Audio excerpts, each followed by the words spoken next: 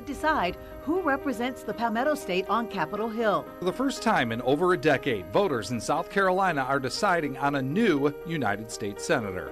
2 Republican candidates vying for one spot on the ballot, advancing to the November election. The outcome of tonight's primary could directly impact your future, from the prices you pay to the health care you receive. We have live team coverage across the state and right here in our WIS studio as the race to Washington runs through South Carolina.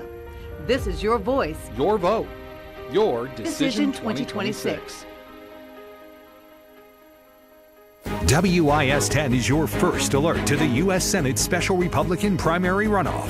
This is Decision 2026. Good evening, everyone. Glad to have you joining us on our WIS digital platforms for your exclusive WIS Decision 2026 election night and very consequential race. Yeah, tonight, WIS once again proud to bring you live coverage across the state as 2 candidates look to punch their tickets to November. The votes already being counted across the state in key counties as we now take a look at the latest data showing Darlene Graham in the lead at this point with more than 70,000% of the vote, representing more than 54% of the votes that have been tallied so far. Yeah, 35% of the vote total is in across the state. We're watching some specific areas, including the upstate, low country, PD, all of these areas where the numbers continue to come in. Polls closed just over an hour ago. There's no timetable yet for when this race could be called, but we're starting to see some trajectory here in terms of the way this race is going. In fact, you just saw another batch of numbers come in there as Darlene Graham extends her lead now to double digits over Ralph Norman. Joining us tonight, we have political experts in studio analyzing tonight's results and previewing the November ticket. Our Billie Jean Shaw also with us for our live team coverage tonight as results come in the WIS Results Center, breaking down what those results look like in key counties across the Palmetto State. Before we hear from them, let's get to the candidates. We're starting with where Senator Darlene Graham is hosting her watch party tonight. Yeah, just days ago, President Trump made a stop in South Carolina, campaigning with her, that big rally in Myrtle Beach. Now she hopes that in part, along with an endorsement from President Trump, will help her to replace her brother full-time in the Senate. Our Hannah Burbank joining us now live to give us an idea of the mood inside that room as these numbers come in. Hannah, we just reported moments ago that Darlene Graham enjoys a 10-point lead in this race so far, so certainly a lot of enthusiasm there. Good evening, Greg and Judy. That's right. A lot of enthusiasm earlier when I checked in with you guys. It was really just media here, but the story has really changed as we do have a lot of supporters of Graham in this room and the one next door as well. But yeah, absolutely. I mean, vibes are pretty high right now. It is still early to tell, but like you guys said, Graham does hold that lead about double digits over Norman. Obviously still a ways to go as far as the votes count, but you know, she has been holding the lead really since votes have been trickling in. So it's something that definitely going to be looking for throughout the night and tracking those numbers. Like you said, some of those key areas being Horry County, which exactly is where President Donald Trump was just a few days ago holding a rally with Darlene Graham. So it'll be important to see, you know, did that endorsement, did that rally all pay off for Graham? Obviously, we are still waiting to see, but we are getting a look at their trajectory of how this night is going. But like we said, there's only about 40% of the total votes counted. But of course, we are going to be here throughout the evening. I mean, it's a good time right now. Supporters are all gathering right now, socializing as we await a potential speech from Graham later on in the evening. But for now, I'm reporting in Columbia. I'm Hannah Burbank, WIS News 10. All right, Hannah, thanks so much. Now we head to York County, where Congressman Norman looking to advance to the November ballot. Yeah, it's hard to overstate how consequential this race is. We're bringing you the results as they come in tonight. Our Stephen Biddix joining us live in Rock Hill. Stephen, you've been with the Norman campaign throughout this election cycle. How is his team feeling now, especially compared to what we saw with their internal polling to the actual results that are coming in tonight? Well, we still have not seen Congressman Ralph Norman enter this party tonight. That we probably have around 100, 200 people or so attending, but what we've seen so far on the electoral maps is really kind of what we expected. Congressman Ralph Norman dominating the upstate in a lot of those counties that border North Carolina, but it's kind of stopped there. looking at this map, Greenville County has once again showed out strong. We've seen Spartanburg County show out strong, and Norman really spent the last 2 weeks campaigning heavily in the upstate, looking to try and get those voters up there to the polls, rather than some I talked with say they thought he should have spent maybe more time traveling down to the low country and even Horry County trying to get voters there.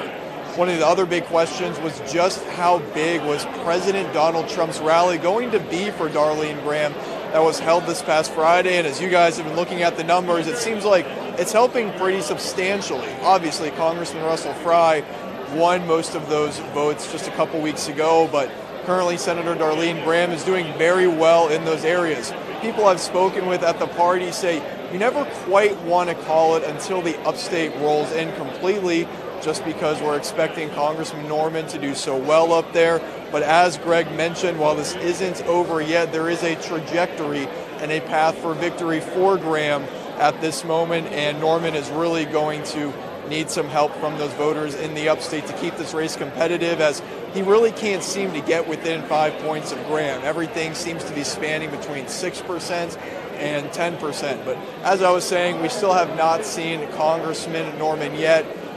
We will be here throughout the evening, and hopefully he will give a speech regardless of how the results turn out tonight. But that's going to wrap it up for here now in Rock Hill, and we'll send it back into the studio.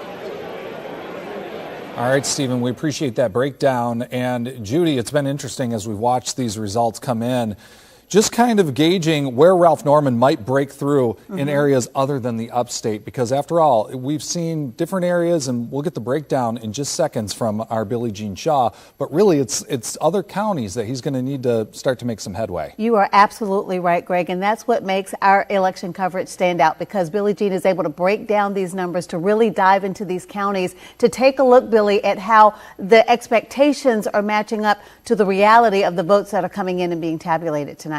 That's right, Judy and Greg. We've been talking about this, and, you know, a lot of it is about the newcomer versus the experienced politician, but you also have to look specifically at the geography with this race. I'm so happy to be joined by Rob Godfrey tonight, who's going to give us some insight into the race. And if you were Darlene or Ralph Norman right now, what would you do? So to just give a little context, you worked with several governor campaigns, Governor McMaster, former Governor Nikki Haley as well. So you've been in those closed doors rooms when people have been looking at the map. Let's start with Senator Darlene Graham, because right now overall she's in the lead, still early. But if you were her team, what would you be focusing on right now? Well, it's early, but I think she has reason to be cautiously optimistic and increasingly confident with the performance that she's turning in across the state. She has to be particularly pleased by the numbers that she's seeing in the Myrtle Beach area, along the coast, Horry County, Georgetown County. Those were places where we knew that she needed to run up margins in order to offset the margins that we knew Congressman Norman was going to have to his benefit in the upstate. Let's talk about Horry County specifically, because Sure. we know Friday President Trump traveled to Myrtle Beach in order to campaign for Senator Darlene Graham. Her brother was an ally with President Trump. So I know that place in space was important because people wanted to know who the Russell Fry voters were going to go to. Is this expected for tonight for Myrtle Beach with Senator Graham doing that? Did the president's visit help push that, you think? I don't know that I would use the word expected, because I don't know that anybody who is in either of these campaigns feels entitled to any votes. But I think they've got to be pleased with the combination of the president's rally and the news coverage they got from it, the saturation in the news cycle they got from it, and from the strong endorsement they got from a popular congressman in Congressman Fry. Both of those things in combination seem to have benefited Senator Graham in that area, and I don't see why they would have any reason to be disappointed with that. Okay, let's turn our attention to Congressman Norman. If you were his team right now, sitting down looking at this map, where would you want to close the gap? I would want to run margins up in the 3rd Congressional District and the 4th Congressional District, even more so than they're doing. The Greenville County area, the Spartanburg County area, Lawrence County, Pickens County, Oconee County, Those are important counties for Congressman Norman. They were in the early voting portion of the race, and they are tonight. That's to say nothing of his own district, the 5th congressional district, which he has represented since he won a special election in 2017. Yeah. Overall, any other areas? I know we've been keeping a close eye on Richland County. We're starting to see some numbers come in there with Senator Graham in the lead so far. What does Richland County tell us tonight? Well, so the Midlands was obviously important to both of the candidates. Senator Graham calls Lexington County home. Yes. Wanted to run that margin up there. She did well in the first round of voting. But Congressman Norman certainly wasn't going to cede that county, that important Republican county, and was campaigning there over the weekend. Now we are starting to see votes come in from Richland County, which we expect are going to go in Senator Graham's favor. So we'll see exactly the extent to which they do so. And back to Antoine Seawright's earlier point, some of these rural counties have come in, and while they may not be as vote-rich individually as some of the counties we've talked about, they in total appear to be going towards Senator Graham, and in the aggregate, those rural votes matter. Yeah. Well, bringing you all back live to the full map right now, we can see that the color-coded map is really helping us tell the story tonight. Really easy to digest at this point. Senator Darlene Graham votes represented in red, and Congressman Ralph Norman represented in green right now. And you can just tell with a quick snapshot who's in the lead as of 8:21 right now. However, it's still early. We are still waiting for this map to fill out with results. And Rob and I are going to keep breaking it down for you, giving some expert insight on the counties, the numbers, and what each candidate has to do tonight in order to make it to the November ballot. Greg and Judy, back to you. All right, Billy, thank you so much. Listen, this is going to be a great deep dive discussion in these numbers because you've seen so many procrastinators, or what do you call it? Prognosticators. Thank you, prognosticators. Procrastinators. Thank you, all of that too, making up new words. Listen, so many people have been political experts on social media, right? Trying to game this race or this election to see who was going to edge out in this highly contentious race here for the U.S. Senate in South Carolina.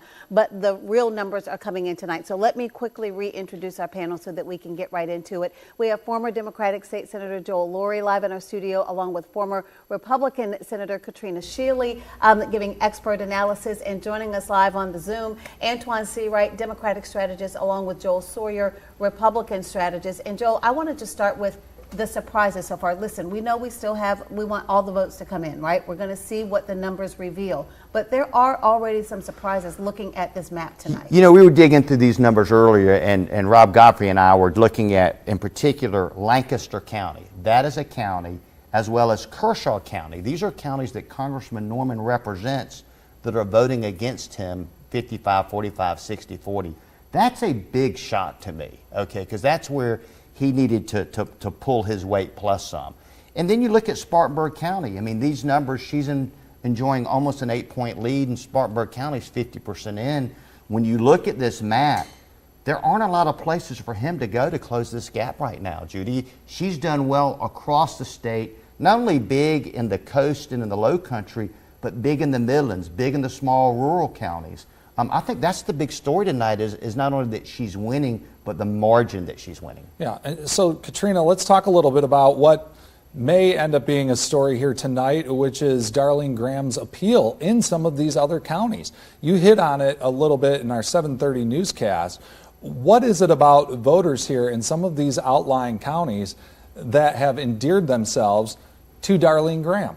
I think that people are, you hear it over and over again, term limits, and career politicians, and we've heard that so much that I think people are finally resonating with that, and they see in her, and what she said is, I'm not a politician, I'm not a career politician. Yes, I might make some mistakes, I might say the wrong thing, but there's got to be a learning curve. Nobody was a career politician when they started.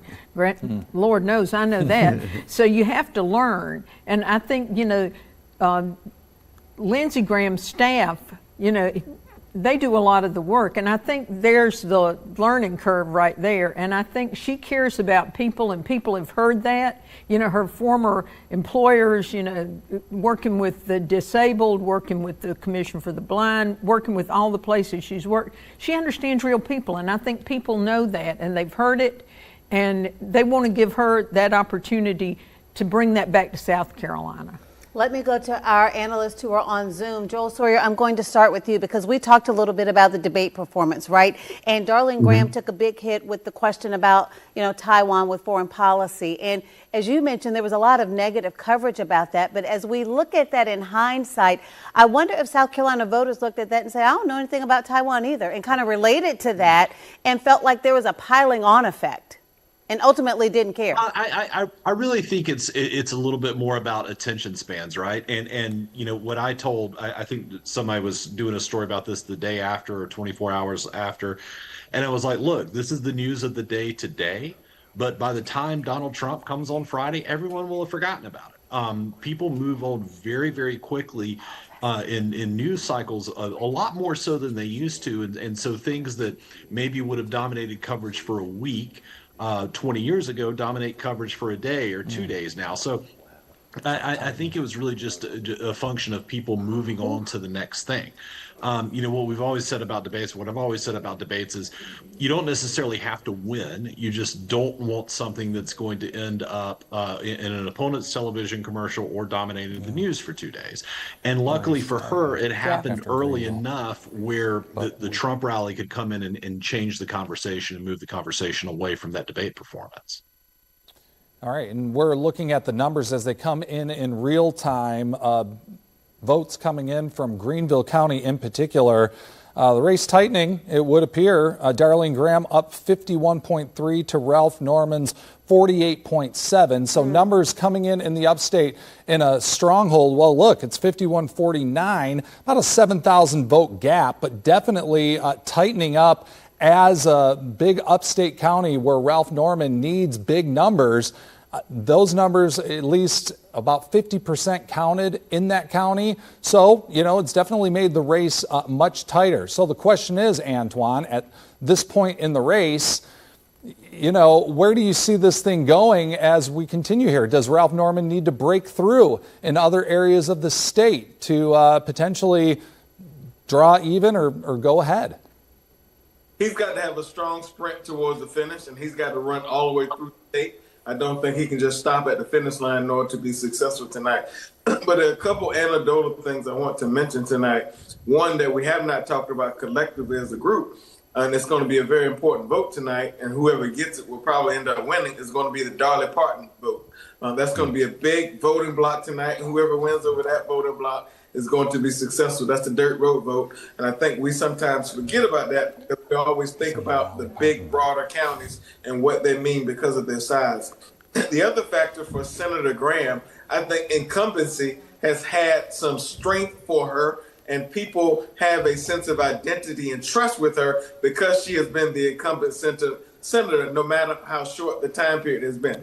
That's like number two. Number three, the other factor for Graham, and I think this may work against Ralph Norman, is the fact that these border counties, in which you have a lot of new people who moved to our state, Aiken, Lancaster, York, Horry, Hilton Head, a lot of people who have moved from up north come to South Carolina. The only relationship they have with South Carolina is where Donald Trump may or may not be. And so I think that helps Senator Graham run up the numbers in a really serious way. And the other factor you cannot underestimate is the power of spending.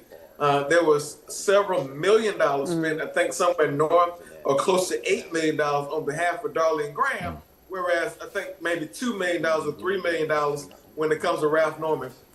In politics, romance and finance go hand in hand, and that could make the difference.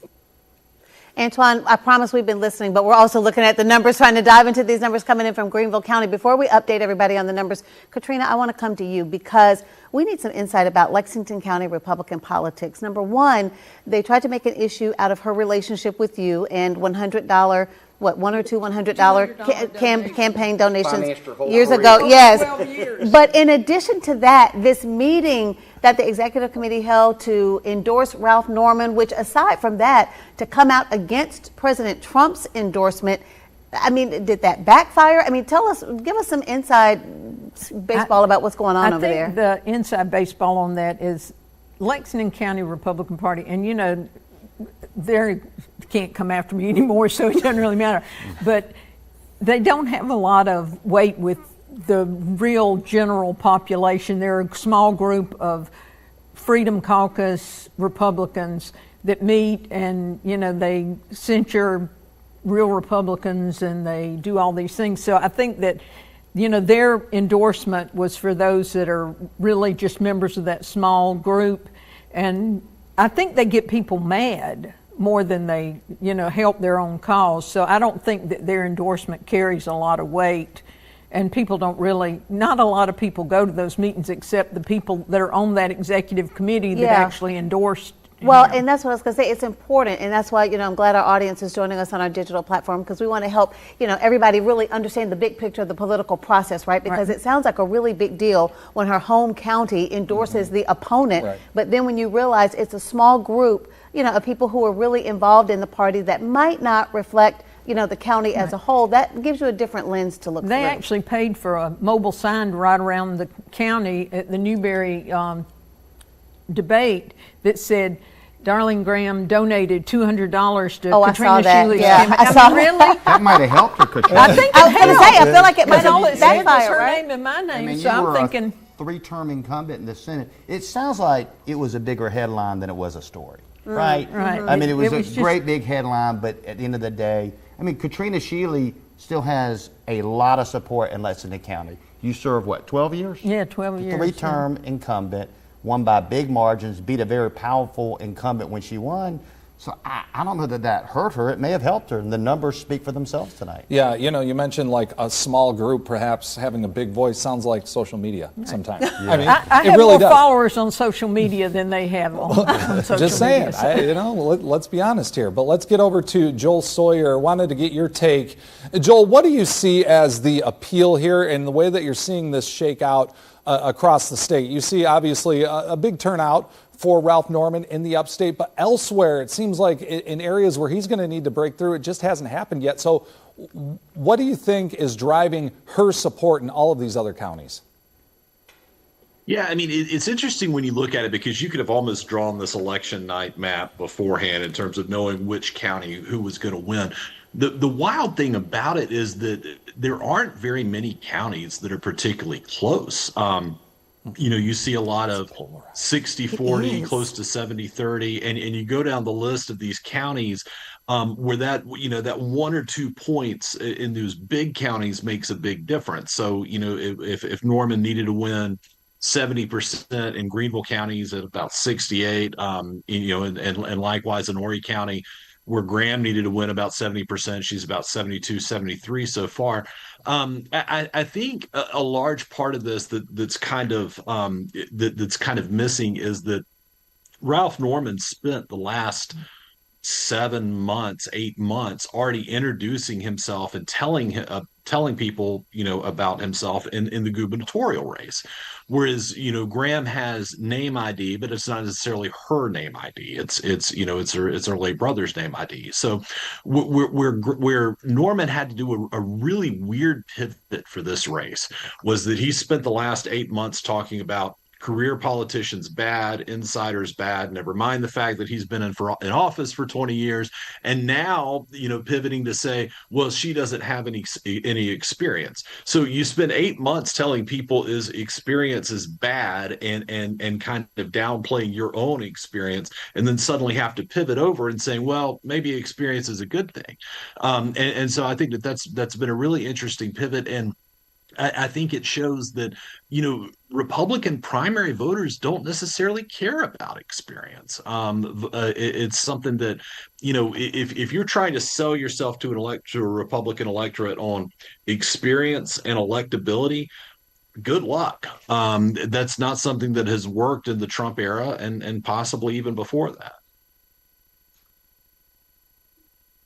crunch the numbers. They're looking to see what opportunity Ralph Norman has to possibly make up ground. But Antoine, I saw you nodding your head in a rare agreement with Joel Sawyer. Yeah, this is a change environment, both on the Democratic side and the Republican side.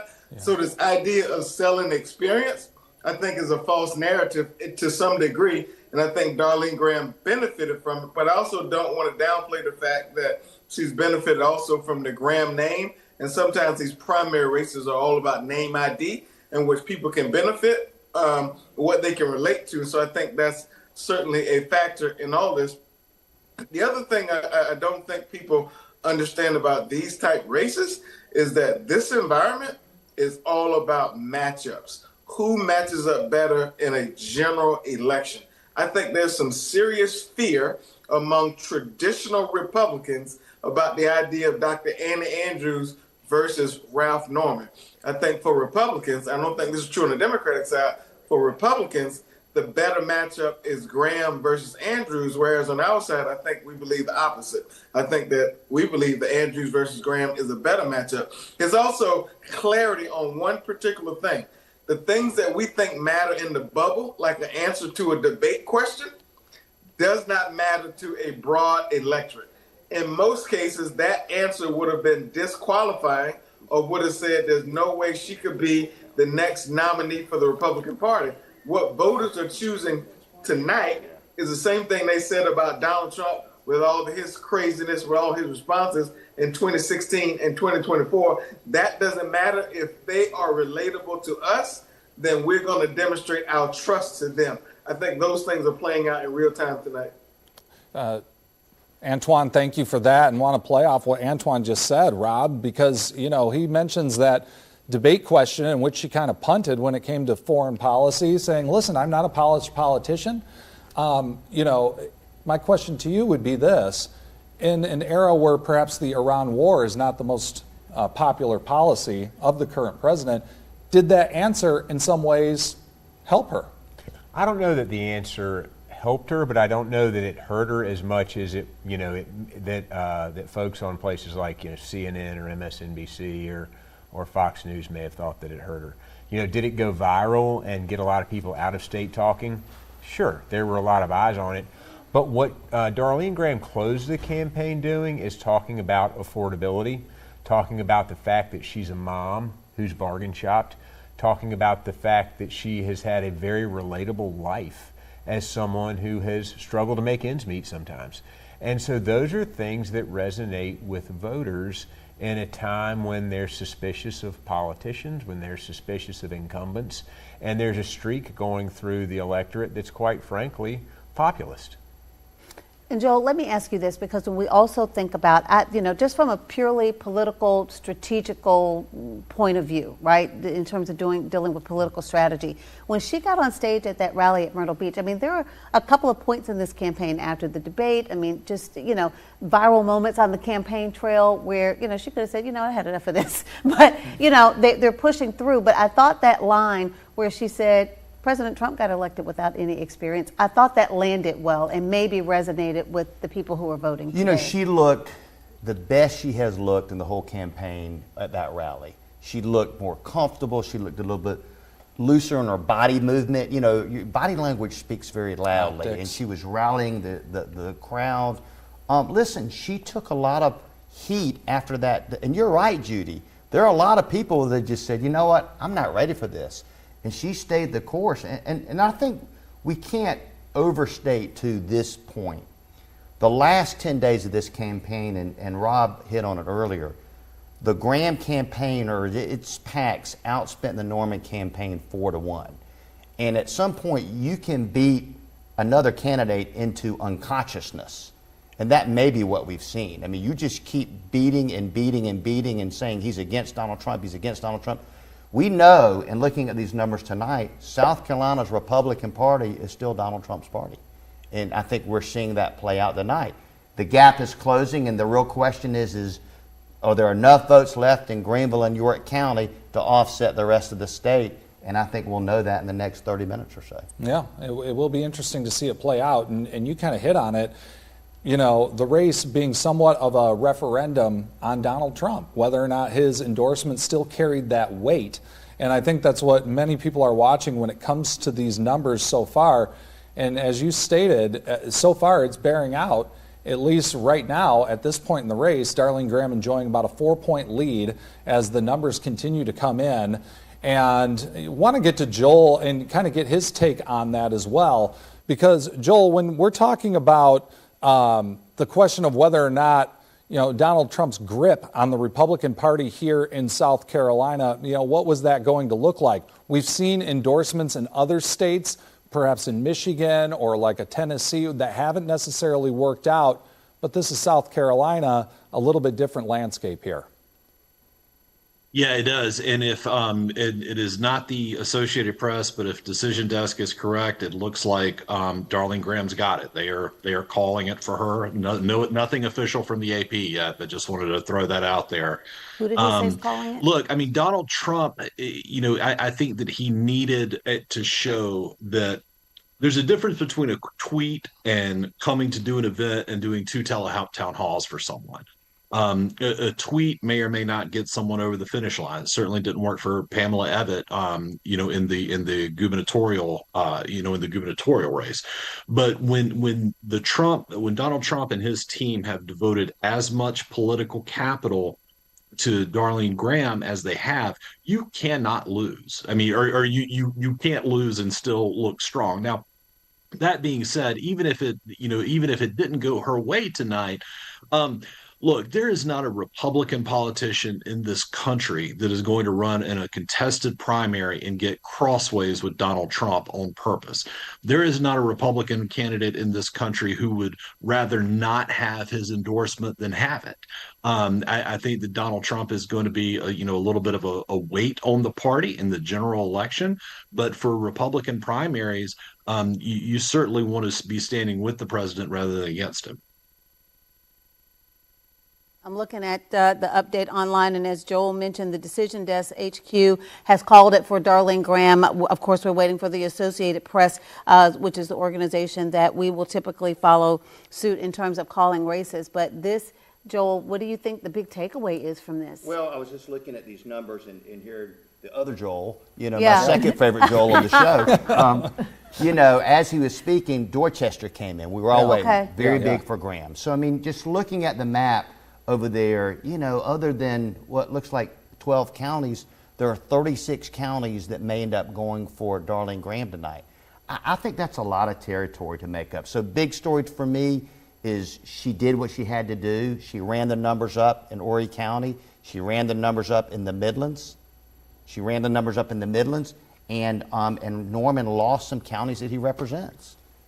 Yeah, that's really incredible. Rob, we're going to have you go back over and join Billie Jean in just a moment. But when you look at the results, the breakdown so far, and still more votes to be counted, what are the messages that we should take from this in terms of the Republican Party in South Carolina? Well, as Greg mentioned, President Trump can legitimately claim to have made a difference in this race, whereas in some other states, he has, some of his endorsees have faltered.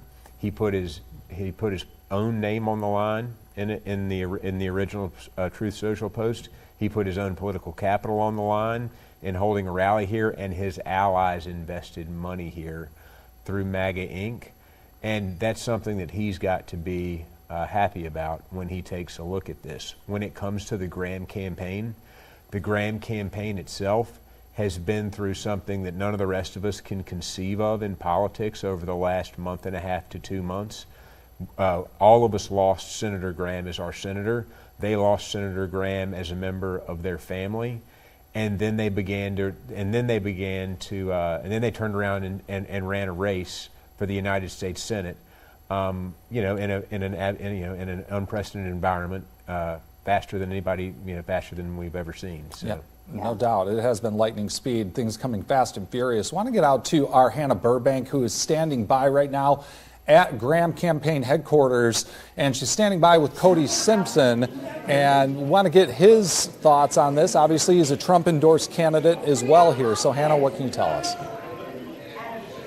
Yeah, that's right, Greg and Judy. I'm here with Cody, like you said. Now, a fellow Trump-endorsed candidate, I want to hear a little bit about your perspective and your support for Graham and what you wish for her. Well, this entire time we felt that Senator Darlene Graham was out on our farm and she understood where we were coming from and our way of life. It's easy for her because she's from the backcountry of South Carolina. And I think it's important now more than ever that we understand our way, our heritage and where we're from. And the people, again, understand our communities is what makes them strong as our farms, our schools, and our religious centers. She understands that well of her upbringing. She's never forgot who she is. And I think that's why you saw rural South Carolina come out in droves today to support her. And we're going to continue to fight for her because she's a fighter for us. We're hearing a little bit of cheers in the background, waiting for the AP to call it for us to announce it, but obviously you can feel the excitement in the room. As a fellow Trump-endorsed candidate, how much do you feel like that endorsement made an impact in your race, but then also Graham's? Oh, I think that President Trump has a great popularity here in the state. It's off the charts, but I think that President Trump picks a winner, and he certainly picked a winner in Senator Darlene Graham when he asked her to run Darlene run. Well, we wanted to win Darlene win, and we're so excited tonight that we're looking forward to a huge victory for our state. President Trump, again, wants to implement the America First agenda because, again, he brought back rural America. We have been forgotten about for so many years under the former administration, and I think him now endorsing and now, hopefully, when we win in November together, that we're able to implement that here and put our South Carolina farmers, our foresters, and our rural communities first. All right, Cody, well, thank you. I don't want to keep you from the party, but thank you so much. Yes, appreciate ma'am. it. And do tell Miss Judy we said hello. We love her and love the news team. We actually received WIS, and I remember when we had the bunny ears back on our farm. And so she's not quite that old. She's about 20 or so. But we appreciate the great work that y'all provide to us out on our farms. Well, she's back there in the studio, so she heard all of that. So we appreciate it, Cody. On that note, I'm going to send it back to you guys in the studio. Yes. All right, Hannah, thank you very much. Judy, Actually, ran into I was going to say, I think he just gave you an endorsement. Well, listen, I'll take all the endorsements I can get, but I think we had a funny story recently. I ran into somebody at a store, and they were like, oh, I grew up watching you on TV. Yeah. And when they told me their age, I was like, oh, my gosh, you did. But anyway, we got all the behind-the-scenes color commentary and all of the things to keep you locked in tonight. But more importantly, just diving into these numbers, Billie Jean. I know the interactive map over there, it is such an impressive tool in our election coverage to really be able to see where Darlene Graham was able to bank enough early support to be able to fend off, Ralph Norman trying to close the gap. But these Greenville numbers are just not coming in big enough to make a difference. Yeah, matter of fact, let's take a look at the upstate, Greenville County specifically. Rob, we see right now Ralph Norman is leading by just under 3,000 votes in between. Okay, let's see what we have going on here. Alrighty, let's see. Okay. Well, we'll get to that in a moment for the updates, but let's just look at the overall total right now. Hopefully this is aligning with what we're seeing online right now, where we have Darlene Graham about 54% right now, Congressman Norman about 46%. So, Rob, at 8:47 as of now, what's the story with the numbers? Again, I think you're increasingly confident if you're Senator Graham, and I think that's a reflection of the fact that both of these candidates worked very hard over the course of this race. Yeah. They deserve credit for throwing their hats in the ring just to run for office. But Senator Graham obviously closed strong. Yeah. She did the work that she needed to do despite the criticism she took after the debate on Tuesday. And she powered on, and she found her footing. She became more comfortable as a candidate. And I think we saw that, as Senator Lori mentioned, and I want stage. our team, really quick, Rob, while you're talking about this, to bring this map full so we can continue to take a closer look at the numbers right now. But you were saying that she's getting increasingly confident, and you think that's the right way to go? Absolutely. I mean, she became increasingly confident as these days closed, and there's nothing more that you could want out of a candidate than somebody who, each day wakes up, endeavors not just to work hard, but endeavors to do exactly what they want to do, which is connect with people, which she's clearly done. Absolutely. And another thing that we're watching too, and I think is very interesting as well, if we can get our map back full again, and shout out to our production team on the way to help us. But what we're looking at right now as well is where the numbers were 2 weeks ago. Rob, do you believe that also helps tell a story with where we were 2 weeks ago with how the race shaped up? I know that there was a focus on Horry County. I know that there was a focus on the upstate at that time, but you also had Congressman Fry in the mix. So, sure. Yeah, what would you say 2 weeks ago compared to now? I think 2 weeks ago we were talking about the very same things that we're talking about tonight. How well Ralph Norman was going to do in the upstate versus how well Darlene Graham was going to do, particularly in the vote-rich areas along the coast.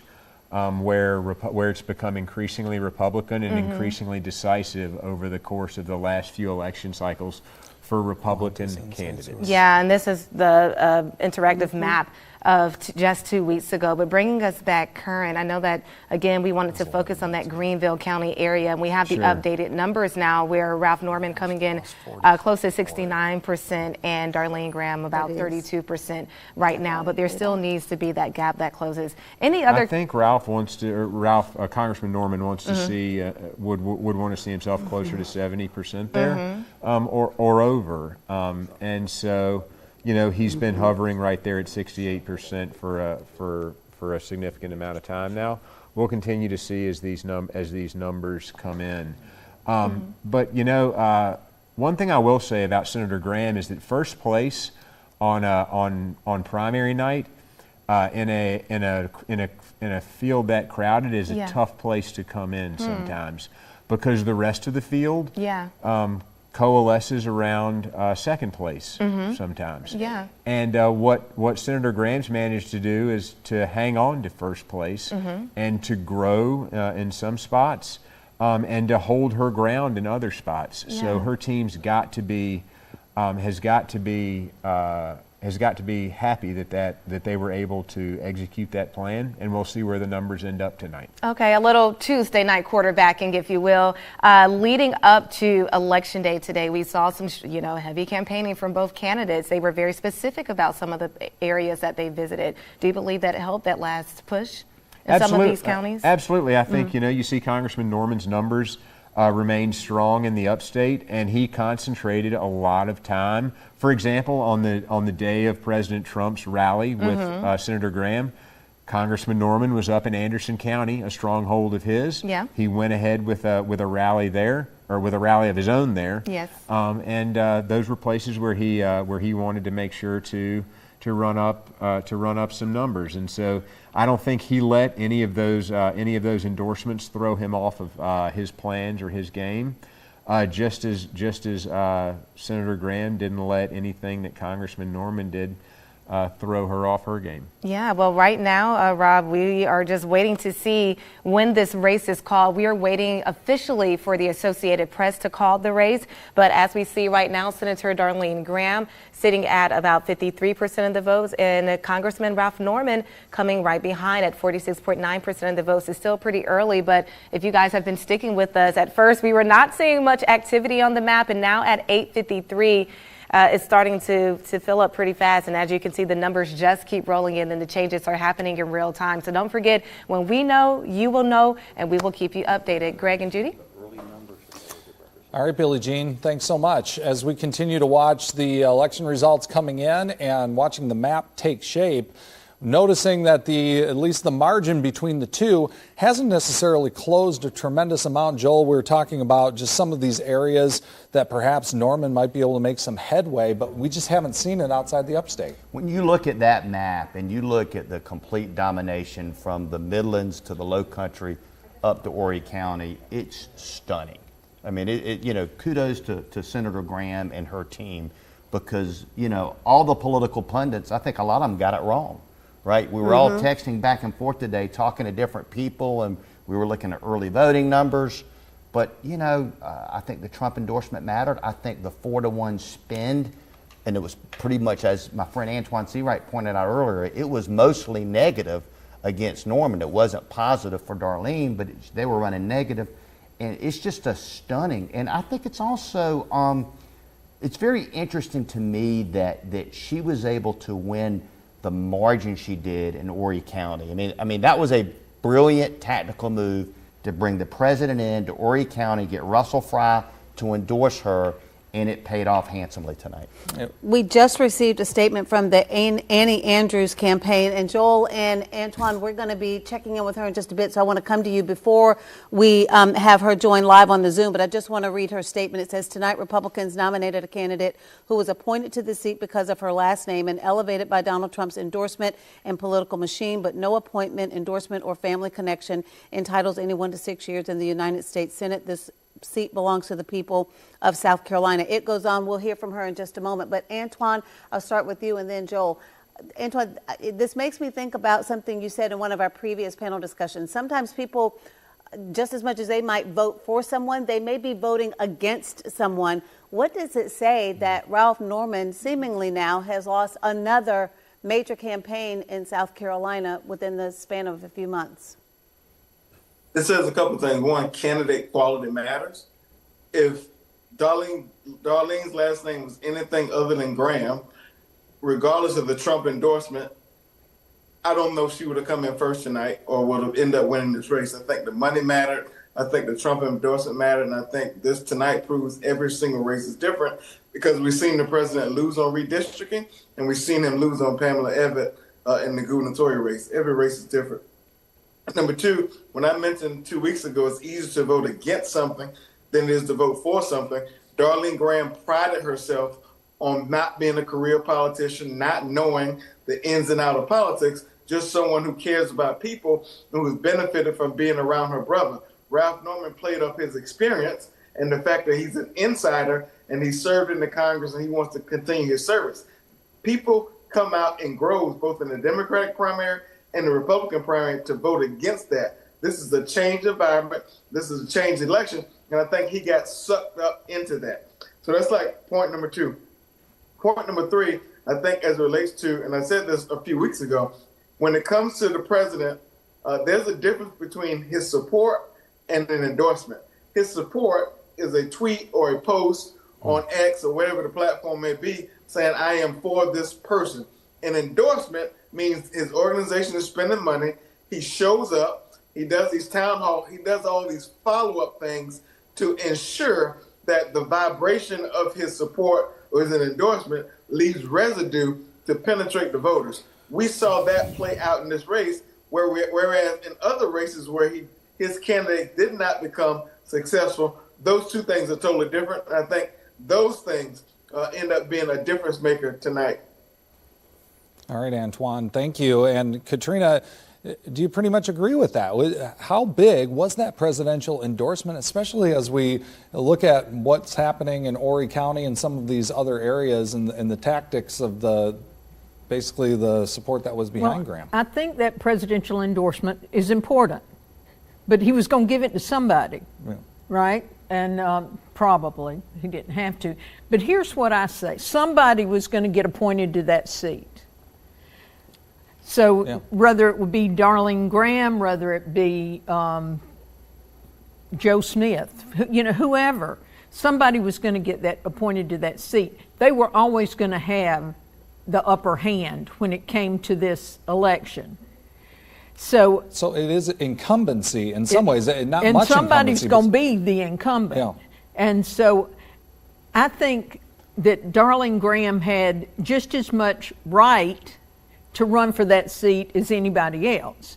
Running for an elected position, there's only one qualification, and that's to be age, for a Senate seat, 35 or whatever, to run for U.S. Senate seat. Yeah. And, I like Dr. Annie Andrews, but she's no more qualified to be a U.S. Senator than Darlene Graham. She's a pediatrician, she's a wonderful doctor. I think very qualified to be a doctor, but Darlene Graham has, qualifications too to be other things. So I don't think we can say she's just not qualified because she was Lindsey Graham's sister. So I think that we have to look at that And, you know, just because he appointed her, I think it was a sad time for everybody. Everybody was emotional, you know, right on the cusp of Lindsay's death. You know, who do we appoint? I imagine the governor had some input in that. You know, a lot of people had input. Let's appoint Darlene, and she got there, and she, you know, she started working when she got there, and she was on a very emotional time. Yeah, one of the lines, Joel, that Darlene Graham used in the debate was, you know, I've been there 20 days, I've done more than, you know, Ralph Norman did in 20 years. Did that seem to land with some of these voters? I think a lot landed. And Greg, I think that was a good line. I think she bounced back from a, you know, not her great night at the debate. While we're waiting on this final call, though, I think it'd be very interesting just to pause for a minute and think about what the voters in South Carolina and what the rest of the world has seen over the last 2 months. We've had a governor's election, very competitive. We had a governor's runoff, very competitive, hotly contested. Trump endorsed one, did he endorse both? Then we had the shocking and tragic loss of our senior senator, Lindsey Graham. Then we had his sister appointed by the governor, a very nice and appropriate gesture. But at the time, Senator Shealy, I don't think Governor McMaster or anyone else thought she would run for the seat. Then she runs for the seat. Then a blast from the past. Mark Sanford comes off the farm, right? Yeah. Right. He's in the race. Ralph Norman, the guy that came in third in the last race, he's in the race. Russell Fry. It has been a whirlwind of activity for the last 2 months in South Carolina politics. And what we are witnessing tonight is at least the temporary culmination of that. And I call it the predictably unpredictable nature of South Carolina politics. Her win, and by the margin, to me, is stunning. All right, well, thank you very much. We're going to put our panel on pause for just a moment because, as promised, we have the Democratic nominee in this race, Dr. Annie Andrews, joining us live via Zoom. We saw the statement that your campaign just sent out. Tell us more about your reaction to Darlene Graham, according to Decision Headquarters tonight, being the projected winner of this race. Yeah, so thank you so much for having me. It's such a pleasure to be here. I'm really excited about the next 70 days as we continue our work in this general election to reach out to voters all across South Carolina, Democrats, independents, and Republicans who are tired of the chaos that we're seeing in Washington, D.C. South Carolinians are facing a lot of problems: high gas prices, high grocery prices, a broken healthcare system that is on the brink of disaster with the impending Medicaid budget cuts. I've been talking to voters about this in every corner of the state of South Carolina for over a year, offering solutions to these problems. And I'm so excited about the people-powered movement that we've built over the past year. We are in a position to win this race. We have data that shows that we are in a tie already. And we are so excited about the possibilities ahead of us for South Carolina. All right, well, the Associated Press has now officially called the race tonight. Darlene Graham wins the Republican nomination for the U.S. Senate in South Carolina after this special primary election tonight, now being called at 9:02 p.m. on this election night. Dr. Andrews, we appreciate you joining us tonight. Give us an idea of some of the contrasts that you're going to try to paint, at least in the next couple of months, as you go up against Senator Graham. Yeah, so we've only had a few weeks to get to know Senator Graham, and most of what I have heard from her is about her being a rubber stamp to this administration, not offering the checks and balances that the U.S. Senate was designed to offer. No plans to solve our broken healthcare system, to reduce costs for healthcare across the state. No plans to expand access to affordable child care. No plans to lower gas prices or to get out of this war with Iran. What we've heard from her is that she will be a rubber stamp for this administration.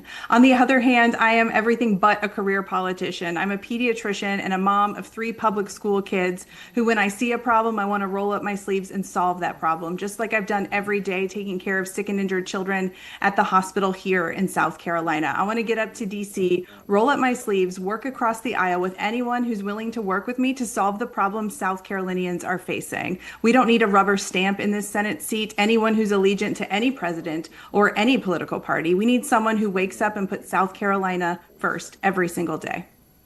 All right, Dr. Annie Andrews, thank you so much for joining us this evening. We'll, of course, see you on the campaign trail between now and November. Turning back to our panel as we look at these results tonight with the race now officially being called. I mean, Joel, you kind of gave us a good setup there talking about what we have gone through. I mean, we have been in the political epicenter of our country for the last several months. Have you seen your kids lately? I mean, really, this has been it goes. absolutely incredible, and the country is watching tonight.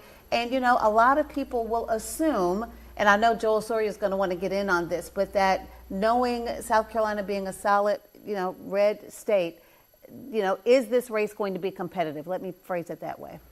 It's very hard to tell, Judy. I mean, this is not North Carolina. This is not Georgia. I mean, this is not a purple state. Dr. Andrews, who just spoke, is a formidable candidate. She's well financed. She's very articulate. She can speak from the heart. And so, but it starts out a 55-45 race. I mean, you start the race tomorrow, it's 55-45. The question is whether Dr. Andrews can gain enough support amongst independents to make this a close race. It's a great year for a Democrat to do that. The question is whether it can happen here in South Carolina. And again, we just got the word from the Associated Press that Darlene Graham will advance to the November ballot after beating Congressman Ralph Norman tonight as the numbers continue to come in. The margin right now, 52-47. And again, still votes outstanding, of course, but there's close to 87-88% of the vote in. As we take a look at the official numbers, she's opened up a 15,000 vote advantage as we approach near 90%. Associated Press making that call just a short time ago as Darlene Graham was able to put together a coalition in pretty much everywhere except the upstate, winning margins in various counties, both in Low Country and PD, as well as Grand Strand, Midlands, able to win there, and in some cases very decisively to ultimately put her over the top in this race. Absolutely. Joel Sawyer, I do want to come to you because I kind of teed it up about this matchup with Annie Andrews, and there are other candidates on the ballot for November with the Constitution Party and the Libertarian Party, but how competitive do you believe this race will be? It won't be. And with all due respect to Dr. Andrews, nobody else's numbers in this country are showing it at a 50-50 race. If you really look at where the national committees are putting their money, looking at their battleground maps, and looking at where they're already reserving inventory in the fall, millions of dollars are being reserved on both sides from the Republican committees, the Democratic committees, and South Carolina ain't it. It's not a place that's on anybody's radar in terms of a battleground, and it's because it won't be. As the other Joel said, the better Joel said, that it does start with about a 10-point advantage for Republicans versus Democrats in this state, and absent just something absolutely earth-shattering that I cannot even envision or speculate what that might be, it will not be a competitive race in the fall. All right, well, obviously we'll still have to see how that shakes out, and we're going to get a look at the numbers, though, with Billie Jean Shaw, as, again, that race was just called a short time ago. Billie Jean, what were the key areas here?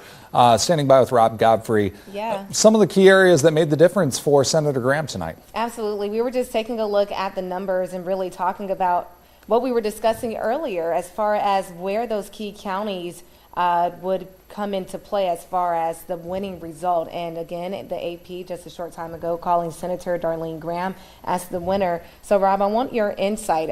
Clearly the map tells the story. Shaded red is Darlene Graham. Ralph Norman. Hey, Billy, let green. me interrupt you. Double check your mic and make sure that your batteries haven't died. Okay. We want to make sure that we hear the insight from you and Rob. While Billy does that, let me read the statement we just got in from the state GOP chairman, Drew McKissick. They just sent out a news release saying, on behalf of the South Carolina Republican Party, I want to congratulate